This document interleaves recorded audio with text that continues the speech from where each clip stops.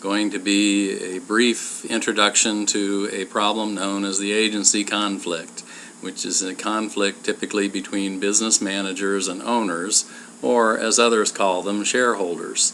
Other business techs and experts in the field also call the principal agent problem the same thing as agency conflict. Now, to begin with, what I'd like to do is define what we mean by the agency conflict. The best way to do this is to start with the definition. An agency relationship typically occurs when a principal, such as a business owner or a group of shareholders, hires an agent, such as a business executive or a manager, to perform some duty or set of duties, obviously expressly normally oriented around running the organization or the company. A conflict known as the agency conflict, or others call it the agency problem, will often arise when there's a conflict of interest between the needs of the principal and the needs of the agent, or in other words, the needs of the owner and the needs of the manager. So those are pretty much synonymous in this context.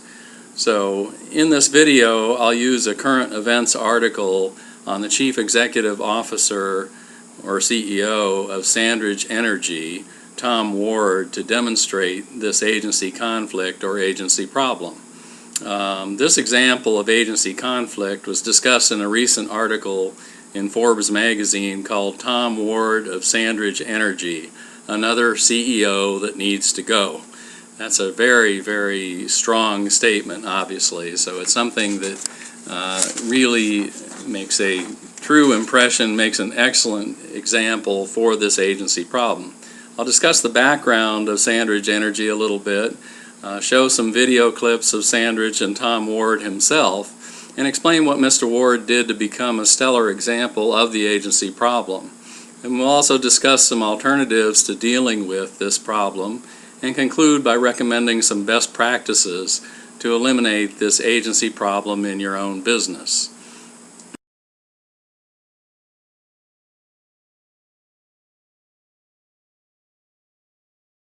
To give you a little background in Sandridge Energy, it is an Oklahoma City-based oil and gas exploration company.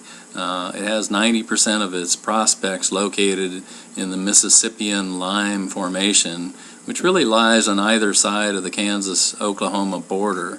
The company's primary assets are the drilling rights on over 2 million acres in this particular formation, which is quite a large geologic area that could have great potential for energy development. I will also show you a couple of clips now of Mr. Ward himself, and then we'll get back to some of the discussions of what he did to earn this title of the agency conflict example that he is.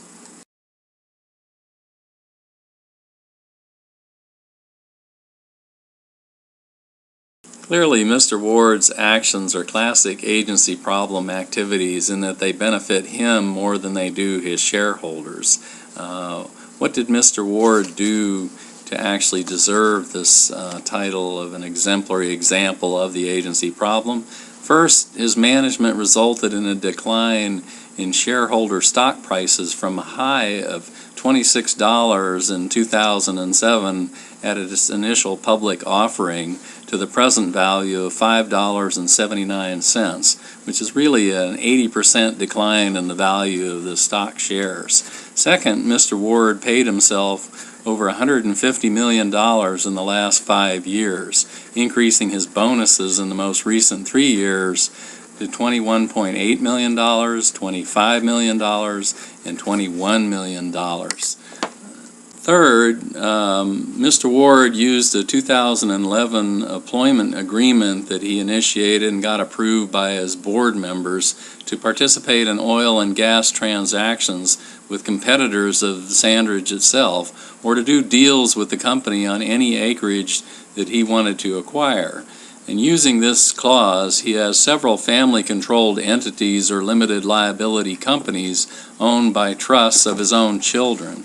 Fourth, he has over 192 investments where his entities lease drilling rights to land, and then they flip these rights by selling them at a higher price to the Sandridge company itself.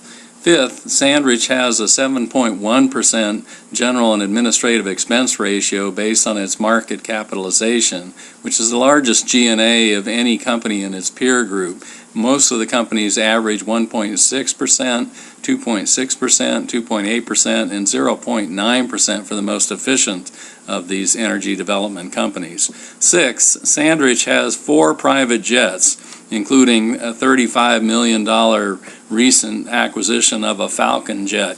The consequences of all of these actions has resulted in one of Sandridge's investors, TPG Axon, which is a very large hedge fund, in a hostile takeover bid for the company with plans to eliminate Tom Ward, the CEO, and the entire board of directors to try to improve the company.